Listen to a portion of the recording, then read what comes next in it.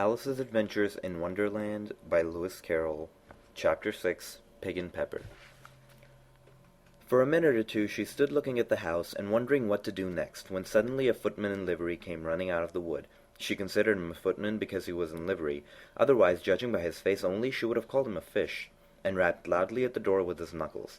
It was opened by another footman in livery with a round face and large eyes like a frog, and both footmen, Alice noticed, had powdered hair and curls all over their head. She felt very curious to know what it was all about, and crept a little way out of the wood to listen. The fish footman began by producing from under his arm a great letter, nearly as large as himself, and this he handed over to the other, saying in a solemn tone, for the Duchess, an invitation from the Queen to play croquet. The frog footman repeated in the same solemn tone, only changing the order of the words a little, from the Queen, an invitation for the Duchess to play croquet. Then they both bowed, and their curls got entangled together. Alice laughed so much at this that she had to run back into the wood for fear of their hearing her. And when she next peeped out, the fish footman was gone, and the other was sitting on the ground near the door, staring stupidly up into the sky. Alice went timidly up to the door and knocked. "There's no sort of use in knocking," said the footman, "and that for two reasons. First, because I am on the same side of the door as you. Secondly, because they're making such a noise inside that no one could possibly hear you."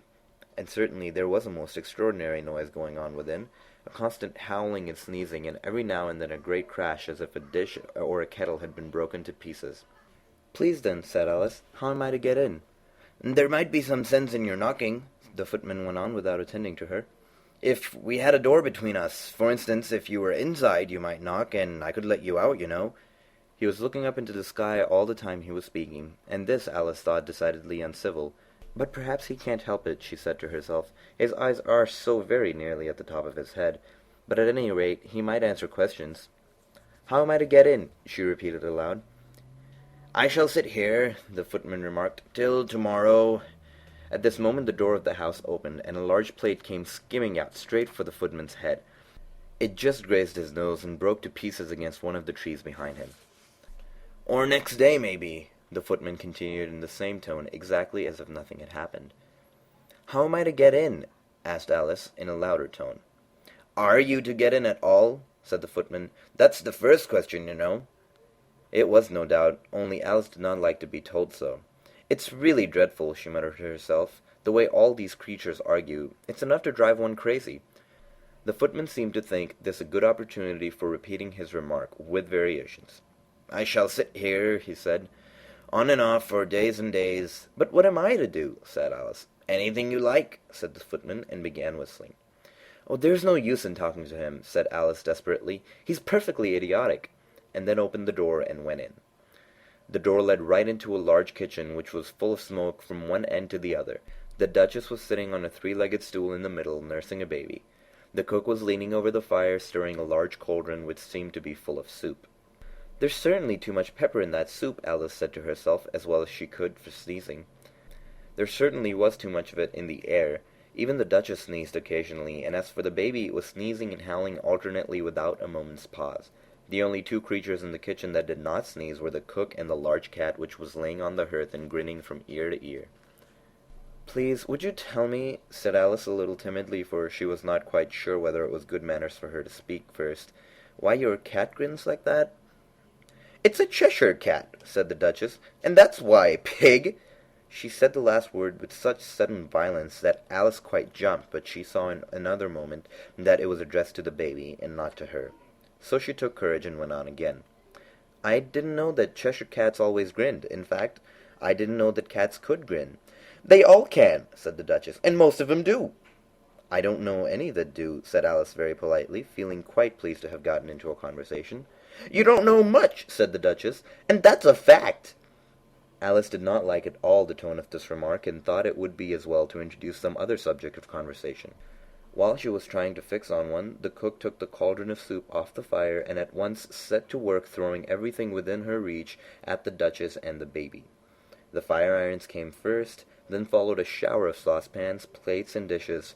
The Duchess took no notice of them even when they hit her, and the baby was howling so much already that it was quite impossible to say whether the blows hurt it or not. "Oh, please mind what you're doing," cried Alex, jumping up and down in agony of terror.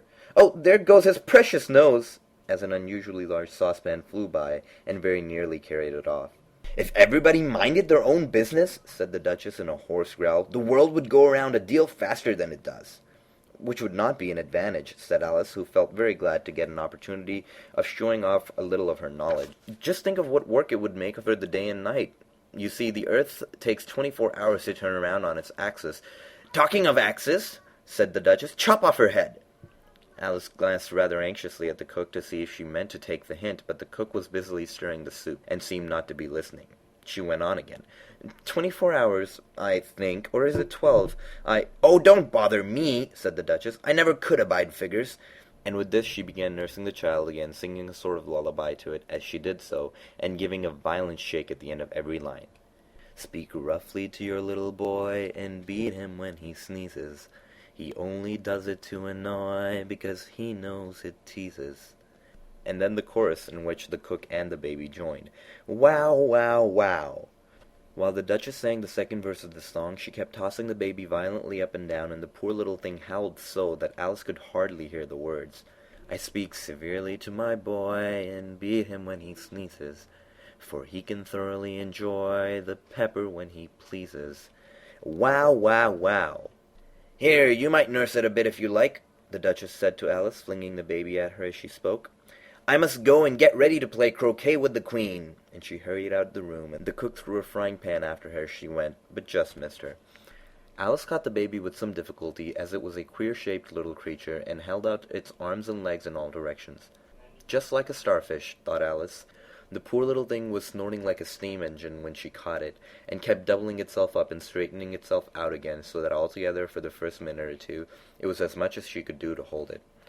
As soon as she had made out the proper way of nursing it, which was to twist it up in a sort of knot, and then keep tight hold of its rear end and left foot, so as to prevent its undoing itself, she carried it into the open air. "If I don't take this child away from me," thought Alice, "they're sure to kill it in a day or two. Wouldn't it be murder to leave it behind?" She said the last words out loud, and the little thing grunted in reply. It had left off sneezing by this time. "Don't grunt," said Alice. "That's not at all a proper way of expressing yourself." The baby grunted again, and Alice looked very anxiously into its face to see what was the matter with it. There could be no doubt that it had a very turn-up nose, which was more like a snout than a real nose. Also, its eyes were getting extremely small for a baby. Altogether, Alice did not like the look of the thing at all. "But perhaps it's only sobbing," she thought, and looked into its eyes again to see if there were any tears. No, there were no tears. "If you're going to turn into a pig, my dear," said Alice seriously, "I've got nothing more to do with you. Mind now!" The poor little thing sobbed again, or grunted, it was impossible to say which, and then went on for some while in silence. Alice was just beginning to think to herself, "Now, what am I supposed to do with this creature when I get home?" when it grunted again so violently that she looked down into its face with some alarm. This time there could be no mistake about it. It was neither more or less than a pig, and she felt that it would be quite absurd for her to carry it any further. So she let the little creature down, and felt quite relieved to see it trot away quietly into the woods. If it had grown up, she said to herself, it would have made a dreadfully ugly child, but it makes a rather handsome pig, I think. And she began thinking over other children she knew who might do very well as pigs, and was just saying to herself, if one only knew the right way to change them, when she was a little startled by seeing the Cheshire Cat sitting on the bough of a tree just a few yards off. The cat only grinned when it saw Alice, and it looked good-natured, she thought. Still, it had very long claws and a great many teeth, so she felt that it ought to be treated with respect. "Cheshire Puss," she began rather timidly, and she did not at all know whether it would like the name. However, it only grinned a little wider. "Come, it's pleased so far," thought Alice, and she went on. "Would you tell me, please, which way I ought to go from here?" "That depends a good deal on where you want to go," said the cat. "I don't much care where," said Alice. "Then it doesn't matter which way you go," said the cat. "So as long as I go somewhere," Alice added with explanation. "Oh, you're sure to do that," said the cat, "if only you walk long enough." Alice felt that this could not be denied, so she tried another question. "What sort of people live about here?" "In that direction," the cat said, waving its right paw around, "lives a hatter, and in that direction," waving the other paw, "lives a March hare. Visit either you like, they're both mad." "But I don't want to go among mad people," Alice remarked. "Oh, you can't help that," said the cat. "We're all mad here. I'm mad. You're mad." "How do you know I'm mad?" said Alice. "You must be," said the cat, "or you wouldn't have come here." Alice didn't think that proved it at all. However, she went on. "And how do you know that you're mad?" "To begin with," said the cat, "a dog's not mad. You grant that?" "I suppose so," said Alice. "Well, then," the cat went on, "you see, a dog growls when it's angry, and wags its tail when it's pleased. Now, I growl when I'm pleased, and wag my tail when I'm angry. Therefore, I'm mad." "I call it purring, not growling," said Alice. "Call it what you like," said the cat. "Do you play croquet with the queen today?" "I should like it very much," said Alice, "but I haven't been invited yet." "You'll see me there," said the cat, and vanished. Alice was not much surprised at this. She was getting so well used to the queer things happening. While she was still looking at the place where it had been, it suddenly appeared again. "By the by, what became of the baby?" said the cat. "I'd nearly forgotten to ask." "It turned into a pig," Alice answered very quietly, just as if the cat had come back in a natural way. "I thought it would," said the cat, and vanished again. Alice waited a little, half expecting to see it again, but it did not appear. After a minute or two she walked on in the direction in which the March Hare was said to live. "I've seen hatters before," she said to herself. "The March Hare will be much more interesting, and perhaps, as this is May, it won't be raving mad. At least, not so mad as it was in March." As she said this, she looked up, and there was the cat again, sitting on the branch of a tree. "Did you say pig or fig?" said the cat. "I said pig," replied Alice, "and I wish that you wouldn't keep appearing and vanishing so suddenly. You make one quite giddy." "All right," said the cat, and this time it vanished quite slowly, beginning with the end of the tail, and ending with the grin, which remained some time after the rest of it had gone. "Well, I've often seen a cat without a grin," thought Alice, "but a grin without a cat? It's the most curious thing I ever saw in all my life." She had not gone much further before she came in sight of the house of the March Hare. She thought it must be the right house because the chimneys were shaped like ears and the roof was thatched with fur. It was such a large house that she did not like to go nearer till she had nibbled some more of the left-hand bit of mushroom, and she raised herself about 2 feet high.